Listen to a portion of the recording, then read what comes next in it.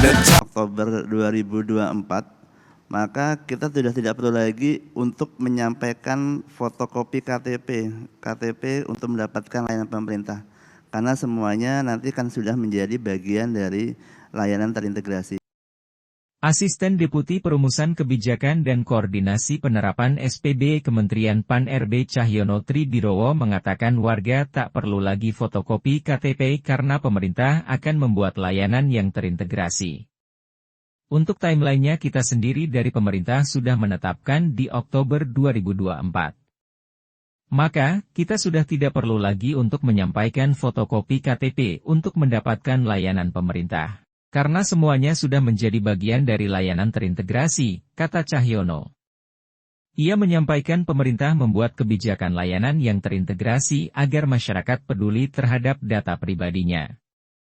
Ini akan memastikan bahwa concern terhadap data, concern pengetahuan dari masyarakat terhadap kepemilikan data ini sudah menjadi awareness kepada layanan di pemerintah, ujar dia. Menurut dia, Undang-Undang Pelindungan Data Pribadi mestinya membuat masyarakat peduli terhadap data pribadi masing-masing. Oleh karena itu, Cahyono mewanti-wanti masyarakat tak membagikan data pribadinya tiap hendak mengurus suatu layanan. Jangan sampai kita dimintakan untuk mendapat layanan pemerintah tapi meminta berbagai macam data pribadi yang juga sudah kita sampaikan kepada banyak instansi, ucap Cahyono. Pemerintah menghimbau masyarakat untuk melakukan aktivasi IKD, meski telah memiliki KTPL atau KTP elektronik. Untuk meningkatkan penerapan IKD, pemerintah menghimbau seluruh masyarakat untuk melakukan aktivasi IKD di Disdukcapil Kabupaten, Kota seluruh Indonesia. Pergantian yang masih dilakukan secara bertahap ini, belum berarti seluruh penduduk diwajibkan. Namun, dikutip dari Dukcapil Surabaya, masyarakat yang sudah melakukan perekaman KTPL diperbolehkan untuk segera membuat IKD.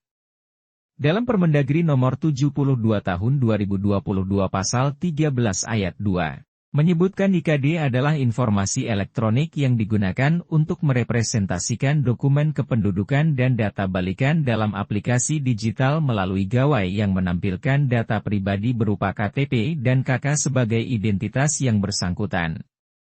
Namun demikian, Ditjen Dukcapil Kementerian Dalam Negeri menjelaskan, identitas kependudukan digital, IKD, tidak serta-merta menggantikan kartu tanda penduduk elektronik, keduanya saling melengkapi.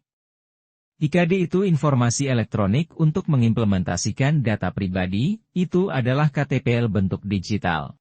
Fitur yang lebih lengkap melalui aplikasi, kata Direktur Jenderal Dukcapil Kemendagri Teguh Setiabudi di Jakarta. Teguh mengatakan, IKD sudah diuji coba sejak Desember 2022 dan saat ini sudah ada 6,850 juta jiwa yang mengaktifkannya.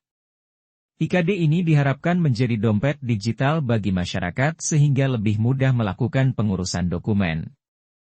Teguh juga meluruskan informasi yang berkembang di masyarakat terkait fotokopi KTPL yang per 1 Januari 2024 tidak berlaku. Menurut Teguh, KTPL dan IKD berjalan beriringan. Ada informasi yang berkembang di masyarakat terkait fotokopi KTPL per 1 Januari 2024 tidak berlaku, namun itu tidak benar. KTPL dengan IKD ini berjalan beriringan, ujar Teguh. Teguh mengatakan, IKD memiliki beberapa keunggulan dibandingkan KTPL, antara lain, lebih aman, karena tidak bisa di-screenshot dan hanya bisa dibuka dengan beberapa password. Selain itu, lebih cepat, karena data transaksi dapat dilakukan secara sistem ke sistem. Juga lebih efisien, karena dapat mengurangi penggunaan kertas.